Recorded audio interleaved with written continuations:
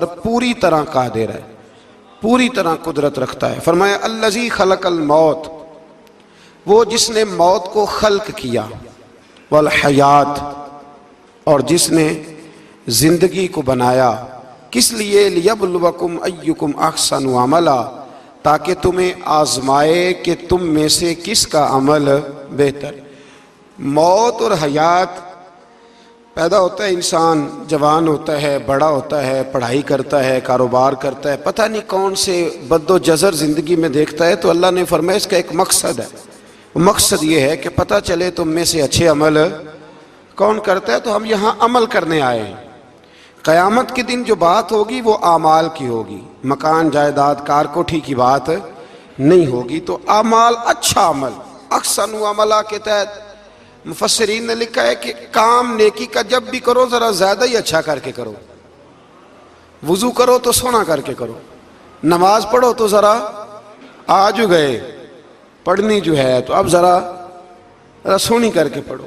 قرآن شریف کی تلاوت کرو تو ذرا پیاری کر کے۔ ذرا میں مدرسے کے بچوں کے ساتھ کبھی کبھی بیٹھتا ہوں، ان سے بڑا کچھ سیکھنے کو ملتا ہے، تو کبھی کوئی بات ان کو کہنے کا بھی موقع ملتا ہے، تو میں انہیں کہا کرتا ہوں کہ ہمارے بزرگ، میری اماں جی جب قرآن مجید کھولتی تھی نا، تو جو وہ رنگ تھا نا بزرگوں کا، حالانکہ وہ حدیثوں میں ہم نے نہیں دیکھا، لیکن وہ کبھی ہم جا کے کوئی بات کرتے تھے نا، تو تلاوت کے دوران تو وہ جلدی سے منہ پہ انگلی رکھتی تھی کہ چپ کرو میں قرآن پاک پڑھ رہی ہوں، اور پھر شنیل کا غلاف، اور پھر اس غلاف کو علیحدہ چومنا، قرآن پاک کو علیحدہ چومنا، اور پھر اس کو ریل میں رکھنا، اور پھر کئی کر کے۔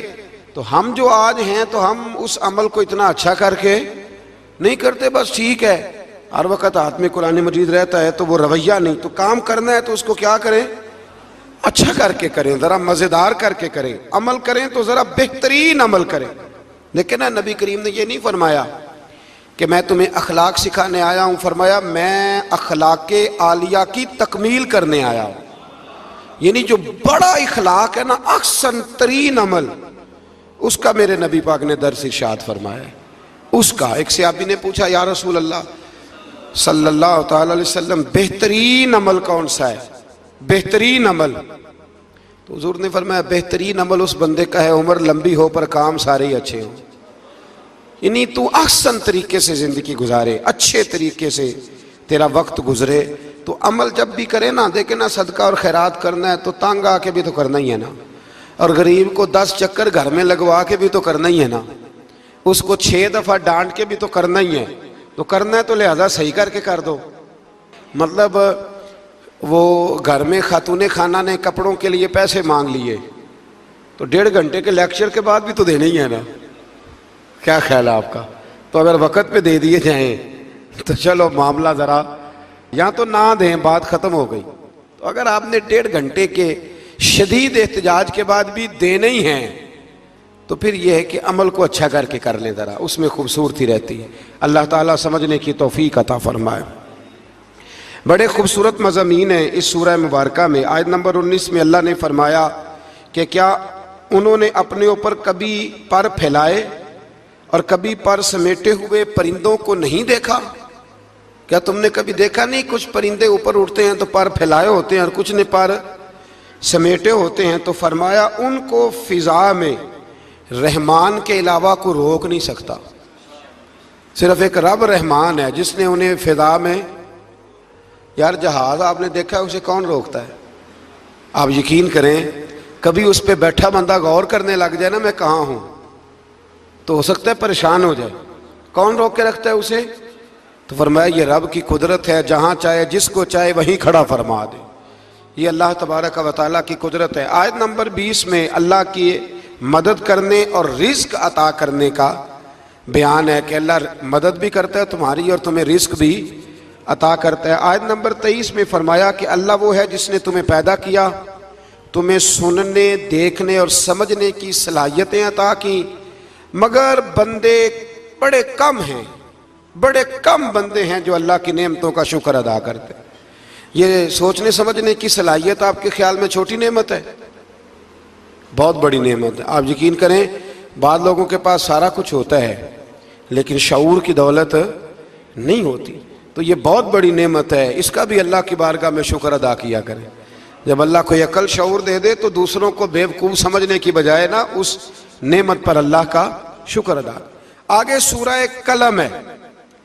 اس سورہ مبارکہ کے اندر اللہ تبارک و تعالی نے نا قسمیں ارشاد فرمائیں اور قسم کھا کے کہا کہ محبوب آپ کوئی مجنون نہیں، آپ کو دیوانے نہیں، یقیناً آپ کے لیے ایسا اجر ہے جو کبھی ختم نہیں ہوگا۔ اور پھر فرمایا وَإِنَّكَ لَعَلَىٰ خُلُقٍ عَظِيمٍ، محبوب جتنے عظیم الشان اخلاق تھے نا ان سب کا ہم نے آپ کو مالک بنا دیا ہے۔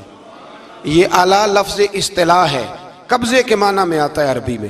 فرمایا ہم نے آپ کو اخلاق عالیہ کا مالک بنا، جتنے اچھے اخلاق ہیں ان سب کا اللہ نے نبی پاک کو مالک۔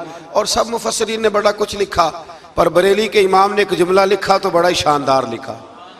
اعلیٰ حضرت فرمانے لگے کہ اخلاق یہ نہیں کہ جو کام اچھا تھا وہ نبی کریم نے کیا ہے، بلکہ فرماتے ہیں جس کو حضور نے کر دیا وہ اچھا ہو گیا، جس کو حضور نے کر دیا وہ اچھا۔ فرماتے ہیں رسول کریم کا مسکرانا بھی اچھا ہی ہے، اور کبھی دین کی مخالفوں پر ناراض ہونا بھی اچھا ہی ہے۔ نبی پاک علیہ السلام کا بدر میں تلوار اٹھانا بھی اچھا ہے، اور رسول کریم صلی اللہ تعالیٰ علیہ وسلم کا فتح مکہ کے دن معاف کر دینا بھی، یہ سارا کچھ ہی اچھا ہے۔ بس جس کو حضور جب کرتے گئے وہ اچھا ہوتا گیا۔ اور حضرت عائشہ صدیقہ رضی اللہ تعالیٰ عنہ سے جب کسی نے پوچھا تھا کہ بتائیے نبی کریم علیہ السلام کے اخلاق عالیہ کیسے تھے، تو حضرت عائشہ صدیقہ کہنے لگی تم نے قرآن نہیں پڑھا؟ سارے اخلاق جو قرآن میں ہیں وہ سارا میرے رسول پاک کا اخلاق ہی ہے، وہ سارا میرے نبی کریم علیہ السلام کا اخلاق ہی ہے، وہ سارا اخلاق ہے رسول پاک سید عالم صلی اللہ تعالی علیہ وسلم۔ تو پھر اس سے آگے جا کے نا آیت نمبر 8 سے اللہ تبارک و تعالی نے رسول کریم صلی اللہ علیہ وسلم کو فرمایا کہ کفار چاہتے ہیں کہ دین کے معاملے میں آپ ان سے بے جا رعایت برتیں، آپ ان پر آسانی کریں، کھلی چھٹی دے دیں، اور جواب میں وہ بھی رعایت کریں گے۔ فرمایا ایسا نہیں ہو سکتا، حق پر کوئی سمجھوتا نہیں ہو سکتا۔ اس کے بعد ایک دشمن رسول صلی اللہ علیہ وسلم، مفسرین نے اس کا نام ولید بن مغیرہ لکھا ہے، اس نے نبی پاک علیہ السلام کی گستاخی کی تھی تو اللہ نے اس کے 9 کبھی باتیں قرآن میں بیان کی، بڑی باتیں ارشاد فرمایا جھوٹی قسمیں کھاتا ہے، نکتہ چینیاں کرتا ہے، سخت منع کرنے والا ہے بلائی سے اور حد سے بڑھنے والا ہے، اور آخر میں فرمایا اتلم بعد ذالک الزنیم، فرمایا یہ نہ ہے ہی بد اصل، اس کی اصل میں ہی مسئلہ ہے۔ یہ کتنی سخت بات ہے، جب نبی کریم کے بے ادب کی بات ہوتی ہے تو پھر باتیں سخت ہی ہوتی ہیں۔ یہ قرآن مجید نے سخت باتیں فرمایا کہ یہ اس کی اصل میں ہی مسئلہ ہے محبوب۔ اس نے ایک بات کی تو اللہ کریم نے 9 اس کی کبھی اوصاف بیان فرمائے، اس لیے اعلیٰ حضرت نے کہا تھا دشمن احمد پہ شدت کیجئے، دشمن احمد پہ شدت کیجئے، ملحدوں سے کیا مروت کیجئے، شرک ٹھہرے جس میں تعظیم حبیب، اس برے مذہب پہ لعنت کیجئے، اس برے مذہب پہ لعنت کیجئے، اور جو نہ بھولا ہم غریبوں کو رضا، ذکر اس کا اپنی عادت کیجئے۔ آگے پھر سورۃ الحاقہ، اس سورہ مبارکہ کے شروع میں قیامت کے حق اور یقینی ہونے کو بیان کیا گیا ہے، پھر قوم سمود اور قوم عاد اور فرعون پر نازل ہونے والے عذاب کا ذکر ہے۔ یہ سارے مضامین پہلے بیان ہو چکے ہیں نا جی، ماشاءاللہ تفصیل سے ہم سن چکے ہیں، قوم عاد، قوم سمود، ان سب کے بارے میں اس سورہ مبارکہ میں اللہ نے بیان فرمایا۔ اسی سورہ کی آیت نمبر 19 سے بتایا کہ قیامت میں جس کے نامہ اعمال اس کے دائیں ہاتھ میں دیا جائے گا یہ اس کے سرخ رو ہونے کی علامت ہوگی، جس کے سیدھے ہاتھ میں نامہ اعمال دیا جائے گا مطلب ہوگا کہ کامیاب ہو گیا، اور وہ افتخار کے ساتھ لوگوں سے کہے گا، بڑے فخر کے ساتھ کہے گا کہ آؤ میرا نامہ اعمال پڑھو۔ اس کے برعکس جس کا نامہ اعمال اس کے بائیں ہاتھ میں دیا جائے گا یہ اس کی رسوائی کی علامت ہوگی، اس کی رسوائی کی علامت ہوگی، اور وہ کہے گا کاش میرا نامہ اعمال دیا ہی نہ جاتا، اور موت کے ساتھ